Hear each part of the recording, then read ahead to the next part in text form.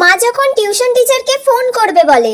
আজকেই আমি তোর টিউশন টিচারকে ফোন করব আর ফোন করে জিজ্ঞাসা করব তুই কেমন পড়াশোনা করছিস। দাঁড়া আমি ফোনটা করছি। মা করো করো, আজকে ফোন করো। করো না ফোন, আজকে তো স্যার কিছুই বলবে না, কারণ আজকে তো আমি সব পড়া পেরেছি। তোর মাসি ফোন করছে, দাঁড়া আগে মাসির সাথে কথা বলে নি। রাখ। ঠিক আছে, আজ আর তোর মাস্টারকে ফোন করছি না, অনেক রাত হয়ে গেছে, কালকে আবার ফোন করব। আচ্ছা ঠিক আছে।